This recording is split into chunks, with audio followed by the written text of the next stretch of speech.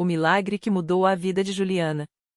Juliana olhava pela janela do pequeno apartamento alugado, as mãos trêmulas segurando a carta de despejo. Mais um aviso. Desta vez, não havia como adiar. O aluguel estava 3 meses atrasado, e o dono do imóvel, cansado de promessas, ameaçava colocar seus poucos móveis na rua. O pior não era a ameaça em si, mas o desespero que apertava seu peito como um nó de aço. Como ela ia explicar para os filhos, Lucas, de 9 anos, e Sofia, de 6, que não teriam mais onde morar? O marido, Diogo, havia desaparecido há 8 meses. Não foi uma separação, não foi uma briga. Foi pior, um abandono covarde. Ele era diácono em uma igreja tradicional, respeitado, até que um dia anunciou que Deus o chamava para uma missão e partiu sem olhar para trás. Juliana descobriu depois que a missão era uma viagem com outra mulher, uma irmã da congregação que sempre sorria demais para ele. As contas se acumularam, as dívidas engoliram seu salário de professora, e a vergonha a fez se isolar. Até os pais, que moravam no interior, não sabiam da gravidade da situação. Não quero que eles sofram por minha causa, pensava. Foi numa tarde de chuva, quando o desespero já a sufocava, que Juliana viu o outdoor: Deus tem a solução para o seu problema. Venha à Igreja Universal do Reino de Deus. Ela já havia passado em frente àquele templo outras vezes, ouvindo os louvores altos, vendo pessoas saírem com sorrisos no rosto. Será que é para mim? Pensou. Mas o orgulho falava mais alto: eu já frequentei igreja a vida toda, e olha onde estou. Ainda assim, naquela noite, com as crianças já dormindo, ela entrou no site da Universal e assistiu a um culto online. O pastor falava sobre libertação financeira, sobre Deus que não abandona. E algo dentro dela estremeceu. No domingo seguinte, Juliana arrumou as crianças com as melhores roupas que tinha, ainda que simples, e entrou na Universal. O impacto foi imediato. Não era como a igreja silenciosa e fria que frequentava antes.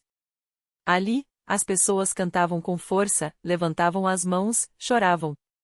O pastor, com uma voz firme e cheia de autoridade, falava sobre quebrar maldições familiares. Muitas vezes, o que você está passando não é por acaso. É obra do inimigo, mas Jesus já venceu, declarou. Juliana sentiu um calafrio. Era como se aquelas palavras fossem só para ela. Após o culto, uma obreira se aproximou com um sorriso sincero: Irmã, tudo bem? Vi que você chegou hoje. Precisa de oração? Juliana hesitou, mas as lágrimas traíram.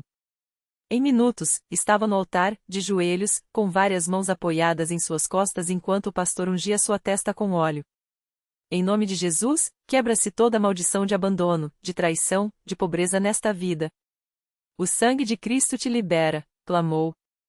Juliana chorou como nunca. Não eram lágrimas de tristeza, mas de algo se rompendo dentro dela. O pastor então falou sobre a campanha dos 7 dias de jejum e oração. Se você quer ver Deus agir, tem que mostrar fé. Não é só pedir, é lutar, disse. Juliana aceitou o desafio. Todos os dias, às 6 horas da manhã, ela e as crianças estavam na igreja. Às vezes, o estômago doía de fome, mas o coração estava cheio de uma esperança que não sentia há anos. Nas vigílias, ela via pessoas sendo libertas de vícios, casais se reconciliando, doentes recebendo cura. Se Deus faz por eles, pode fazer por mim, repetia. No 4º dia, o pastor anunciou: hoje é o dia da fogueira santa. Todo aquele que tem uma dívida, um problema financeiro, venha queimar o documento aqui no altar como sinal de fé. Juliana congelou. Ela tinha a carta de despejo guardada na bolsa. Tremendo, tirou-a e caminhou até a frente. Com lágrimas nos olhos, jogou o papel nas chamas enquanto o pastor declarava: o fogo consome, mas Deus restaura. Em nome de Jesus, esta irmã não será despejada. O dono deste imóvel vai receber uma bênção e vai perdoar essa dívida. Naquela mesma noite, enquanto Juliana voltava para casa com as crianças, o telefone tocou. Era o síndico do prédio. Dona Juliana, o senhorio acabou de ligar. Ele disse que recebeu uma proposta para vender o apartamento e que, se a senhora puder pagar pelo menos metade do atraso até sexta, ele cancela o despejo. Juliana quase caiu. Mas como? Eu não tenho esse dinheiro. No entanto, algo dentro dela sussurrou: Deus está agindo. Ela lembrou das palavras do pastor sobre o dízimo e as ofertas de fé. Com as últimas economias, no dia seguinte, ela deu uma oferta especial na igreja, acreditando no impossível. Na sexta-feira, enquanto esperava no banco para sacar o pouco que restava, uma mulher se aproximou. Moça, você é a Juliana, não é? A professora do Lucas. Era Dona Marta, mãe de um aluno que havia saído da escola no ano anterior. Ouvi falar da sua situação. Não é muito, mas quero te ajudar. E entregou um envelope. Dentro, havia exatamente o valor que faltava para quitar a dívida. Juliana chorou ali mesmo, no meio da agência. Não era coincidência. Era Deus. Mas o milagre não parou por aí. 2 semanas depois, durante um culto de libertação familiar, o pastor falou sobre restaurar laços quebrados. Juliana orou com fé, pedindo que Deus tocasse no coração de Diogo, não para voltarem, mas para que ele, pelo menos, assumisse suas responsabilidades como pai. Naquela mesma noite, enquanto ela dormia, o telefone tocou. Era Diogo. Sua voz estava diferente, quebrada. Juliana, eu estou em São Paulo. Não tenho dinheiro para voltar. Mas, eu preciso ver as crianças. Eu errei. Muito. Ela não sentiu ódio. Sentiu paz. Deus já me libertou dessa dor, pensou. Hoje, 1 ano depois, Juliana está de pé.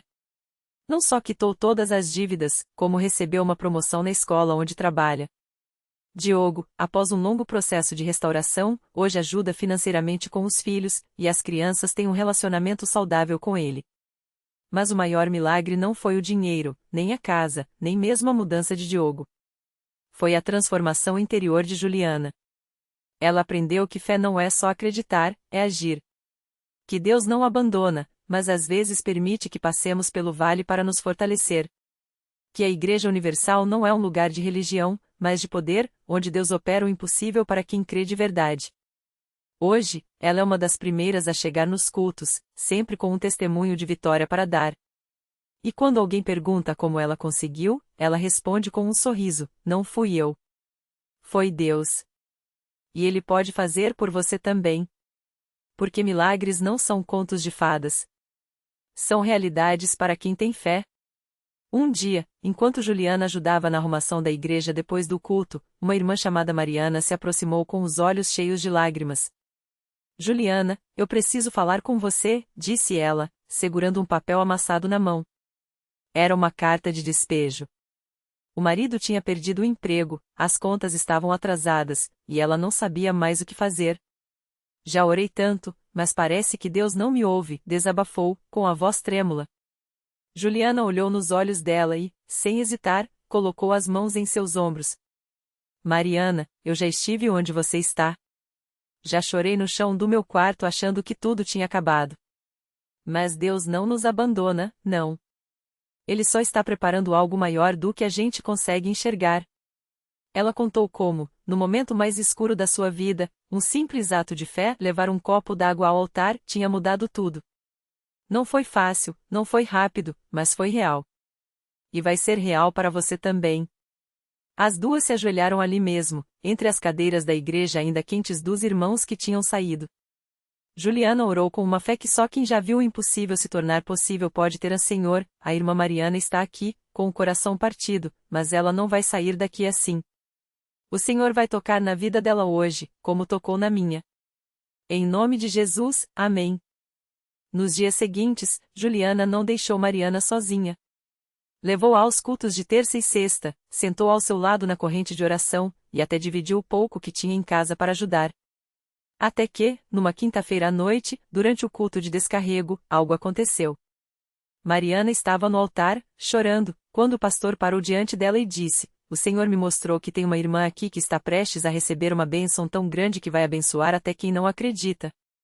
Ele não sabia do desespero dela, não sabia da carta de despejo, mas Deus sabia.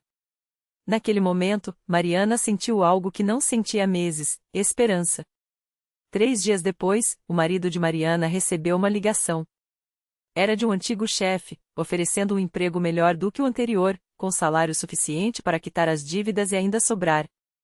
Mas o mais surpreendente veio quando, ao assinar o contrato, ele descobriu que a vaga tinha sido aberta justamente na semana em que ele foi demitido, mas por um erro burocrático, a oferta só tinha chegado agora. Isso não é coincidência, Mariana, ele disse, abraçando-a, isso é Deus. Mariana voltou à igreja no domingo seguinte com a carta de despejo rasgada e um envelope na mão. Dentro, havia o valor das primeiras prestações da casa própria que eles haviam conseguido, graças a um financiamento aprovado de forma inesperada. Ela subiu ao púlpito, tremendo, e contou tudo. Eu vim aqui desanimada, achando que Deus tinha me esquecido.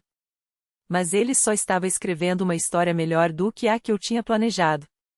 Ao final do testemunho, o pastor sorriu e disse: isso é a Igreja Universal. Não é religião, não é teoria. É Deus agindo na vida de quem não desiste. E olhando para Juliana, que chorava de alegria nos bancos, ele acrescentou: uma pedra que foi rejeitada se tornou a base para outra pedra ser levantada.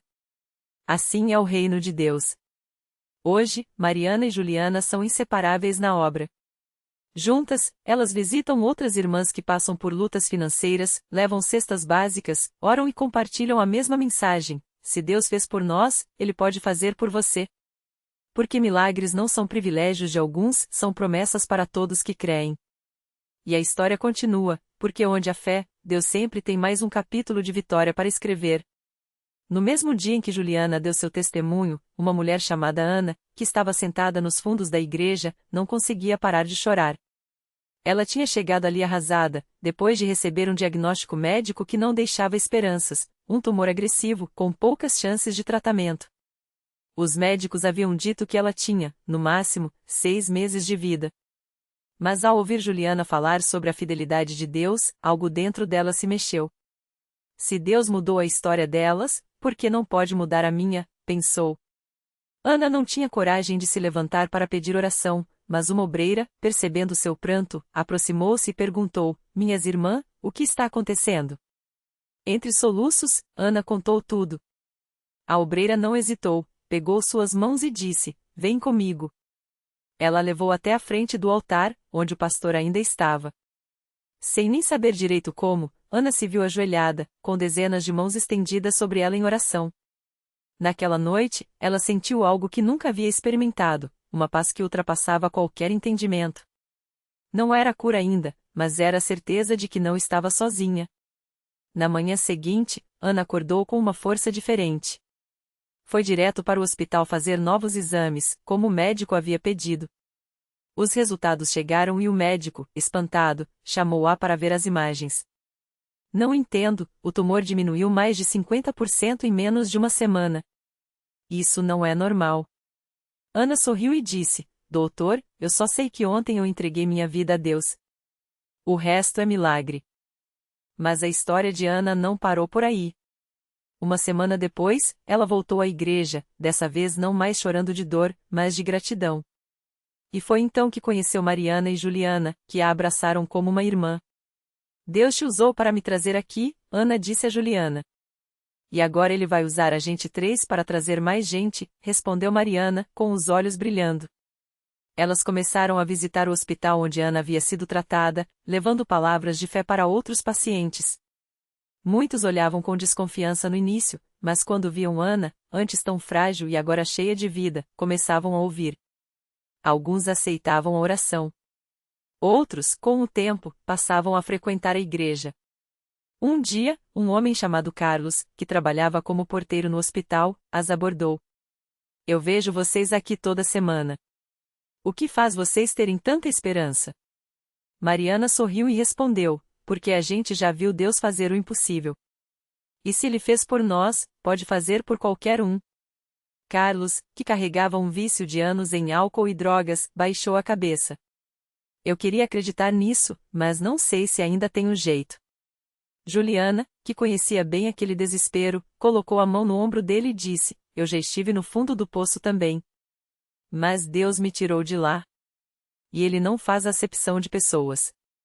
Carlos aceitou o convite para ir à igreja. Na primeira reunião, ele chorou como nunca. Na segunda, entregou sua vida a Jesus. Na terceira, já estava livre das amarras que o prendiam há tanto tempo. Hoje, Carlos é um obreiro na igreja. Ele, Mariana, Juliana e Ana formam um grupo que visita não só hospitais, mas também abrigos e ruas, levando a mesma mensagem, que não existe caso perdido para Deus. Cada um deles carrega uma história de dor que se transformou em milagre, e isso os torna ainda mais críveis quando falam para quem está sofrendo. E assim, o que começou com uma mulher prestes a desistir da vida se tornou uma corrente de bênçãos que não para de crescer. Porque na Igreja Universal, não há espaço para o não tem jeito. Há espaço para quem quer crer. E Deus, que é fiel, sempre honra a fé daqueles que o buscam de todo o coração. A história continua, porque onde há um coração disposto a confiar, Deus sempre tem um milagre preparado. E o melhor de tudo, Ele não faz milagres só para alguns. Ele faz para quem persistir, até ver a vitória. Ana e o grupo de ex-pacientes do hospital começaram a perceber que suas visitas não eram apenas palavras de conforto, mas sementes que Deus usava para operar milagres ainda maiores. Um dia, enquanto oravam por um senhor idoso em um abrigo, que há anos sofria com dores nas costas e mal conseguia andar, algo extraordinário aconteceu. O homem, chamado seu João, era conhecido por sua teimosia. Sempre dizia que já tinha tentado de tudo e que Deus não se importava com gente velha. Mas naquela tarde, enquanto Ana colocava a mão em seu ombro e orava com autoridade, seu João sentiu algo diferente. Não foi só alívio, foi como se uma corrente elétrica percorresse suas costas. Ele tentou se levantar, e para espanto de todos, ficou de pé sem dor pela primeira vez em anos. Os funcionários do abrigo, que o viam mancar há tanto tempo, não acreditavam no que viam. Seu João, com lágrimas nos olhos, só conseguia repetir: "Isso aqui é coisa de Deus." Só pode ser. A notícia se espalhou rápido. Pessoas que antes ignoravam os convites para irem à igreja começaram a procurar o grupo. Uma jovem mãe, desempregada e com um filho doente, chegou até eles em uma praça, desesperada. "Me disseram que vocês oram e Deus responde. Será que ele pode me ajudar?" perguntou, com a voz embargada. O grupo não hesitou. Oraram por ela ali mesmo, e na semana seguinte, ela voltou correndo para contar: havia conseguido um emprego e o médico do filho disse que os exames melhoraram sem explicação. Mas o milagre que mais marcou todos foi o de Dona Maria, uma senhora que vivia nas ruas há mais de uma década. Viciada em álcool, ela já havia sido abandonada até pela família. Quando o grupo a encontrou, ela estava deitada em um banco de praça, febril e quase inconsciente. Eles a levaram para a igreja, onde foi acolhida com carinho. Durante o culto, enquanto o pastor falava sobre a misericórdia de Deus, Dona Maria começou a chorar.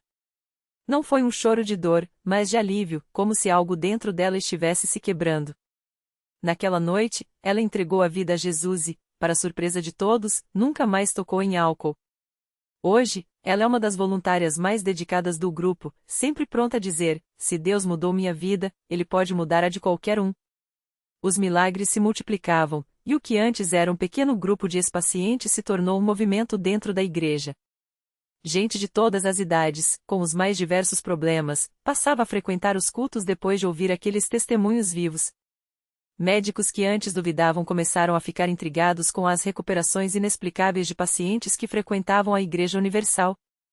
Alguns até passaram a apoiar o trabalho, indicando pessoas que precisavam de esperança. Ana, que um dia esteve à beira da morte, agora via Deus usando sua história para salvar outras vidas. Ela aprenderá que o milagre não era só a cura do corpo, mas a transformação do coração. E o mais lindo era ver que, a cada vida mudada, a fé de todos crescia. Porque na Igreja Universal, não se fala de milagres como algo do passado, eles acontecem aqui, agora, para quem crê. E assim, a corrente de bênçãos continua. Cada testemunho inspira outro, cada oração abre uma porta, e cada coração que se rende a Deus se torna mais uma prova de que, para Ele, não existe impossível. Basta acreditar.